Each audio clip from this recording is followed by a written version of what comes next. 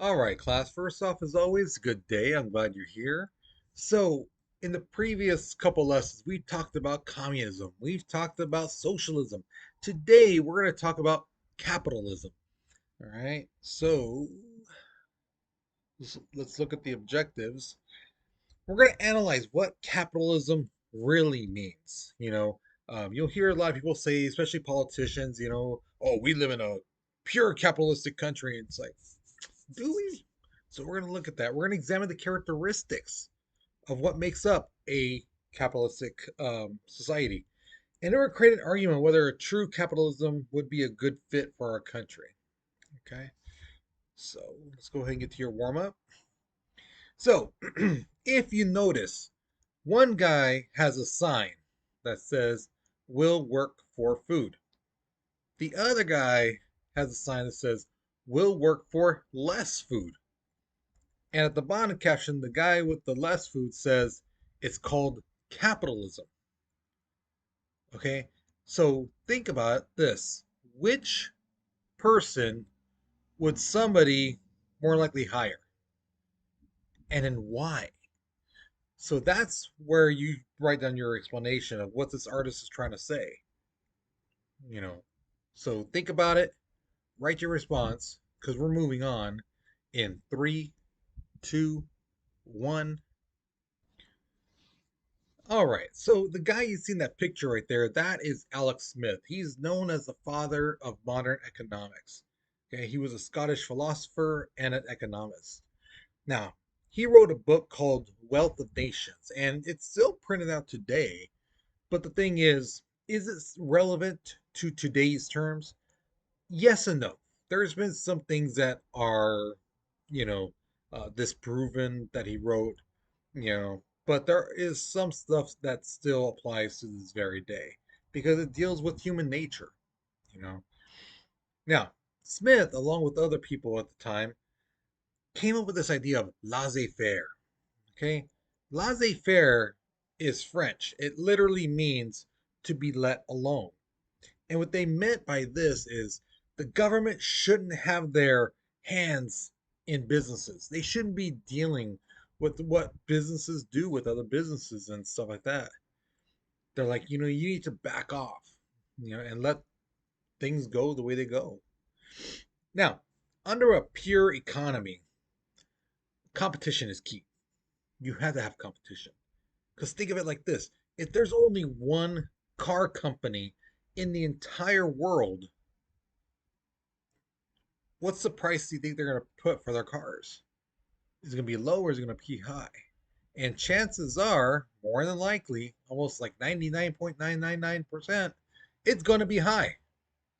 Now, I've heard some students in class say, oh, well, if the price is high, then, they're probably going to give good quality and things like that. No, they're not. And here's why: they don't have to. Now, I know you're probably thinking, well, yeah, they do because you're paying a high price.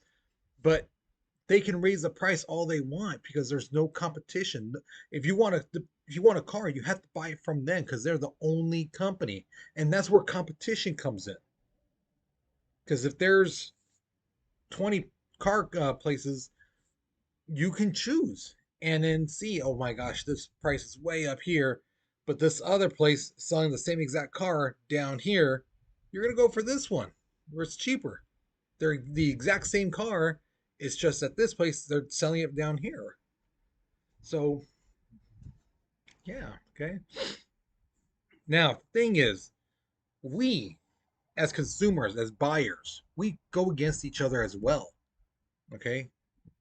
And if you don't believe me, think of it like this. Try to remember back when the PS5s first came out, and people were trying to get them at the stores and they weren't at the stores, and people had to get them online, and people were buying bots just to make sure that they got a PS5, you know.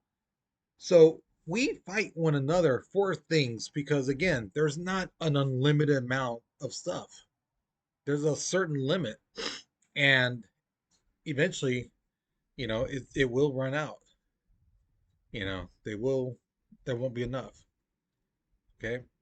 Now, thing is, as consumers, we too fight against each other when we're trying to get jobs. We basically tell these employer people, I'm willing to trade my time, my free time, to work for you for money. Now the thing is, you try to sell your skills, your labor, and stuff like that. You try to get the best wages or salary possible. Now, here's what I told the class. Um, I've had a student several years ago who applied for Taco Bell, and she was saying, "Why am I just being offered minimum wage?" She goes, "I should get more." And I go, "Why?" And she goes, "Well, because I just can't get minimum wage. It's too small." I told her, "Mija, you're not being asked to weld anything. You're not being asked to paint something. You know, you're asked basically open up boxes and bags and put salad or put lettuce on tostadas. Anyone could do that. That's why they pay you minimum wage. Now, if you were a welder, a painter, somebody who a skilled job, then sure, then yeah, you could raise your prices, especially if you're really good. You know, but if you're being asked to do something that anyone else can do, no, you're not going to get paid very high. So, under a pure capitalistic system, there's five main characteristics. One is private ownership. Okay, it means you, the person, you own your company, whatever it may be. You control the ownership, meaning you sell what you want to sell. Now, if you want to sell dead puppies, that's your choice. All right. Now, how many people are actually going to buy it? Probably not many, you know. But under this system, yeah, you have that. You have that choice. You want to sell that? Fine. Okay. And same thing with economic resources. You buy a bunch of lumber, steel, aluminum, whatever. You control how you use your resources. Okay. We're going to talk about free enterprise in the next slide. We've already talked about competition, how important that is. The other big thing is freedom of choice. Okay. You decide, do you want to buy Pepsi, Coca Cola, Diet Shasta Orange, whatever? You choose. That's your choice. You choose your clothing, what you want to buy, what you wear. Same thing with shoes and stuff like that. Now, under a communist place, they might tell you, no, you're going to buy just these shoes, or we're just going to offer these type of shoes at a store, things like that. You know, so you don't have much of a choice. Now, the last part, the possibility of outcomes, means that there's no guarantee. There's no guarantee that your business is going to be a success, or there's no guarantee that your business is going to fail. It's going to go one way or the other. It just depends on the market and whether your product sells well or not amongst the people. Okay. So, where did the idea of capitalism come from? It like gradually came from the medieval times in Europe. Now, here's the thing: there's two concepts of capitalism when it first started. The first one's just gonna it's not really gonna make sense to you because your the way you live nowadays, we live nowadays, um, it's just like hard to fathom. But that is the idea that we could work for economic gain. Like we could actually go to work, save money, and then go get a car, go buy some clothes, go buy a house. Now, like I said in class, a lot of you guys came up there like, duh, well, isn't that why you go to work to get paid and save and things like that, to buy what you want? Yeah, but back in the medieval times, people worked to basically just put food on the table for their families. They didn't weren't able to like save money and then, you know, build up revenue and stuff like that. No, it was just okay. I'm working to basically feed my family. Okay. The second thing, which is crucial, it's wealth should be used aggressively, meaning you should not be saving your money in a sense. There shouldn't be. What I mean by that is there shouldn't be billionaires and millionaires. Okay? You're supposed to spend your money. That's what makes the economy roll. So think of it like this. You go to the store, right? You buy something for 50 bucks. Some of that money that you just spent is going to go to the workers, right? They get paid for their time, for their work and their effort and stuff, right? Then they go off and buy groceries, pay their bills, buy something for their kids, stuff like that. And then that money that they just spent goes into that system, and those workers get the money, and that's what makes the economy roll. The money transfers, and that's what makes the economy run. But when these millionaires and billionaires hold on to that money, and keep it for themselves,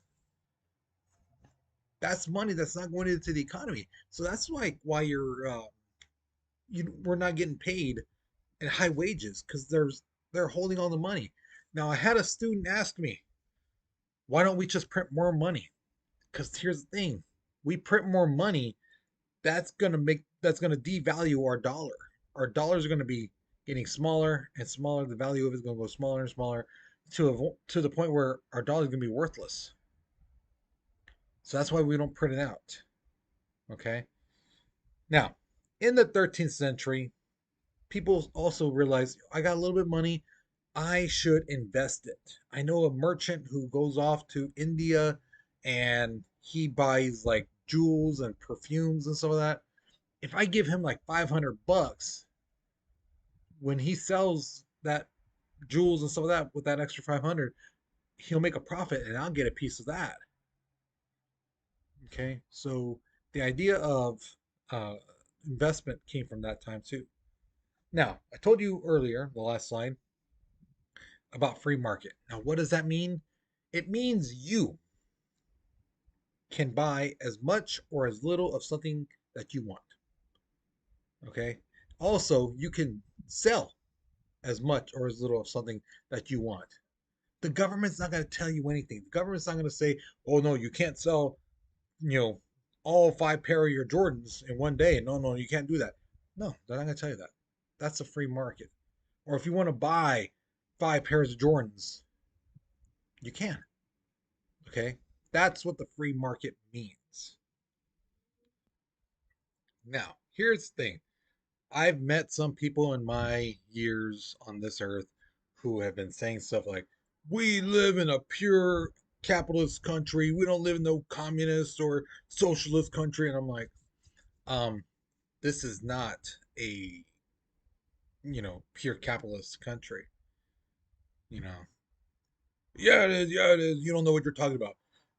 Yes, I do, because I teach it. And here's how you could tell when people say that kind of stuff, how you can shut them down. Because in a pure capitalistic country, only the strong survive when it comes to companies. All right. The government does not help out, the government doesn't interfere. Uh, so even if millions of people lost their jobs, they lost their property, they lost their savings, the government can't do anything. And they wouldn't do anything. The government would be like, well, sorry, you lost your job.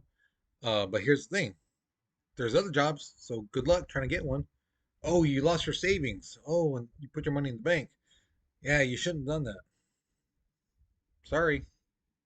You know, we have things like unemployment. We have things like the FDIC, for when you have money in the bank. If the bank gets robbed, you are federally insured up to $100,000. Okay.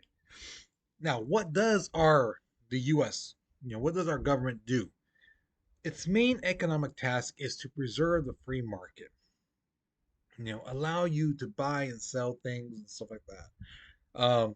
It's also to trying to regulate foreign trade.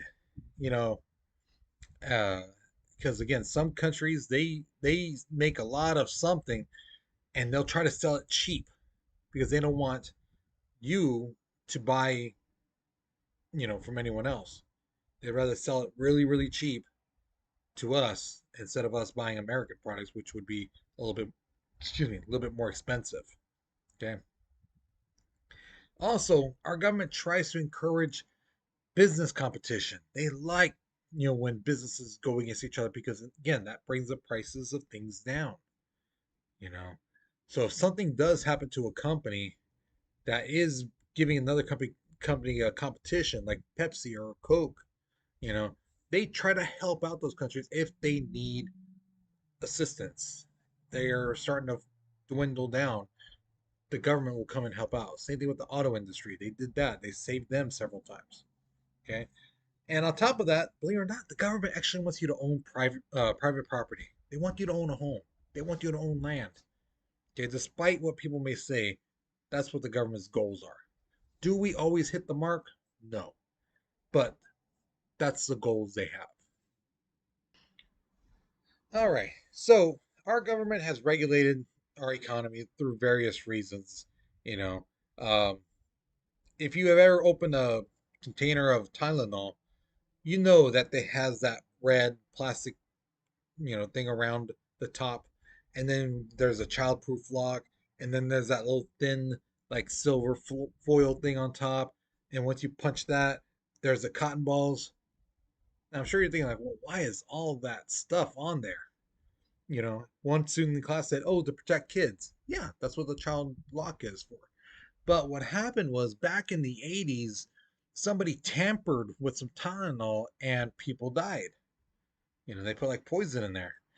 So the FDA said, no, no, you guys got to put this warning. You got to put all this stuff around. So that's why if you open a new box of Tylenol, it says on there in the red plastic, it says, don't use if this has been broken, because that means somebody opened it, someone tampered with it.